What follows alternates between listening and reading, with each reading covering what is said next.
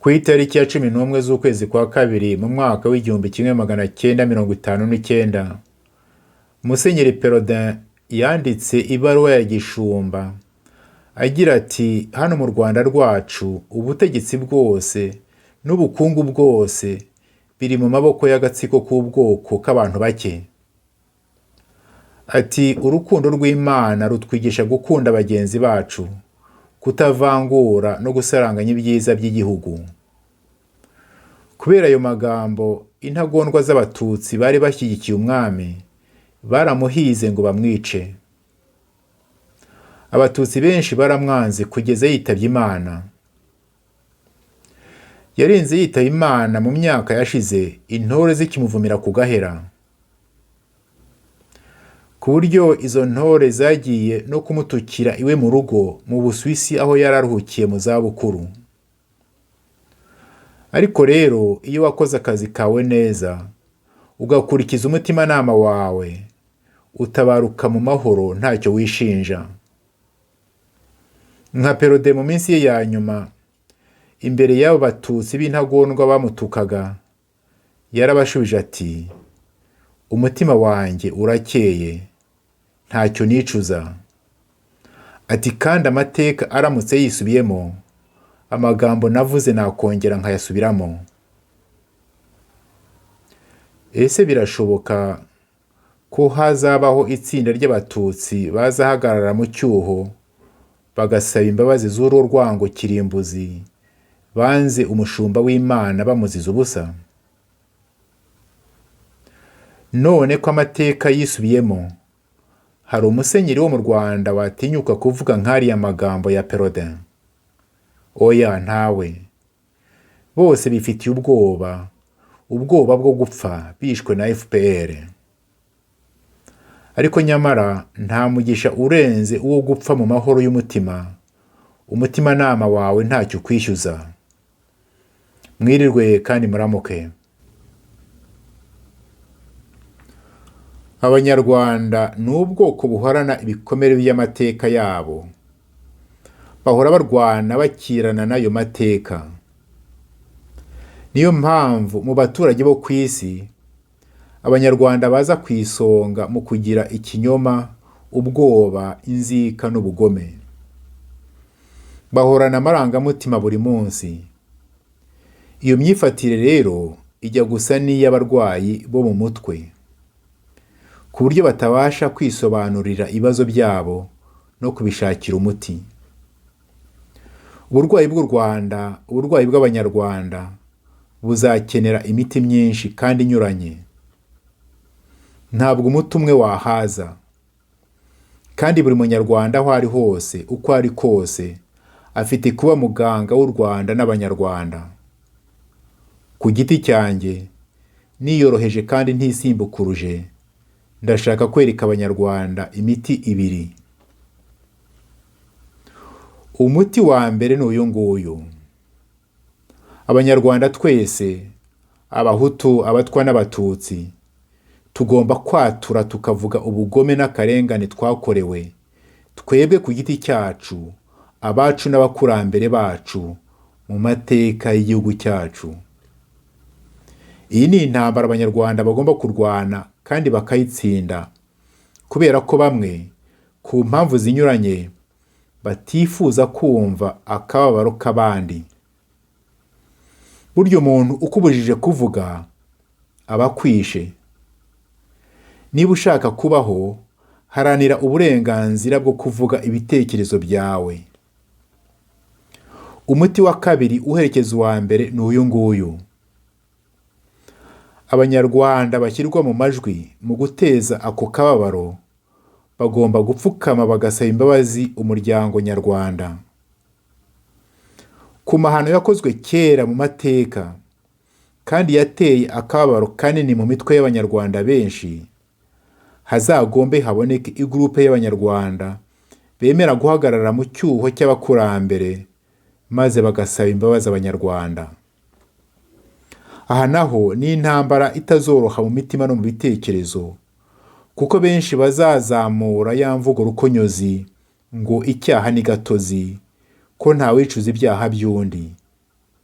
Ibyo byose ni byo, ariko ntibibagirwe ko hano tutari mu rukiko, ko ahubwo ari uburyo bwo kuvura imitima n'imitekerereze y'Abanyarwanda.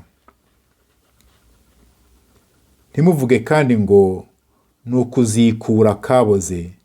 Ntabwo kigeze kazikwa kubera ko kakinukira Abanyarwanda. Ni intambara itazoroha mu mitima yacu, ariko tugomba gutsinda. Ibyo byose bifite gushyirwa ku rubuga nkoranyambaga Abanyarwanda bose bashobora kumva no gusoma.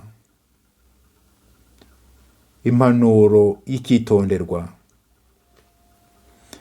Hari igihe inzira zigana kubaho no kuramuka kw'Abanyarwanda benshi zose zizaba zifunze, hasigaye gusa iyo gusaba imbabazi no kuzitanga, ku buryo guhusha cyangwa kuyoba iyo nzira yo gusaba imbabazi no kuzitanga bizaba bingana n'urupfu. Mukomere cyane. Twari duteraniye ahantu bita i Detmold mu Budage imyaka 25 irashize. Twari Abahutu, Abatutsi n'Abazungu b'i Burayi ariko babaye mu Rwanda. Twarimo abihaye Imana, abapadiri, abapasitori n'abarayiki. Twamaze icyumweru dusenga, dusabana. Ariko ku munsi wa nyuma habaye ikintu gisa n'igitangaza. Abatutsi baturutse mu Rwanda, bamwe bari n'inshuti zacu twari dutuye tuziranye, batubwiye inzira y'umusaraba banyuzemo muri Jenoside. Babivuga ariko nta nzika, nta rwango wumvaga mu mitima yabo. Batubwiye ubugome bw'abakorewe hamwe n'ababo. Abahutu bari aho, amarira atemba mu maso. Bamwe bararira, abandi barapfukama bavuga bati, Abatutsi muri hano rwose tubasabye imbabazi kubera ubugome bw'indengakamere abacu babakoreye.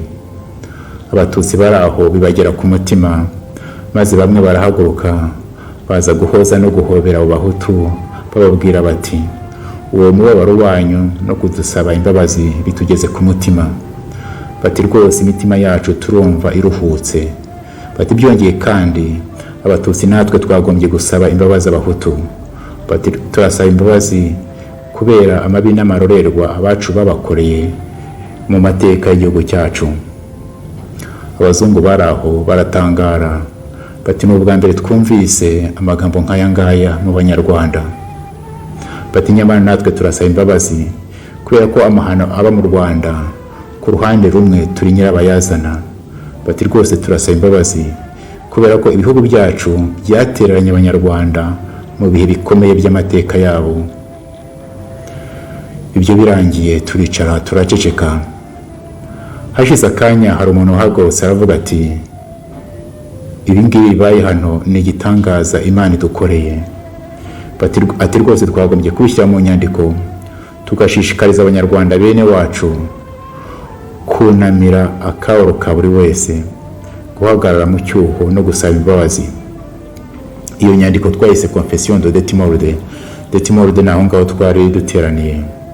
Mufite kuyisanga mu ndimi nyinshi ku rubuga rwayo confessiondedetmold.com.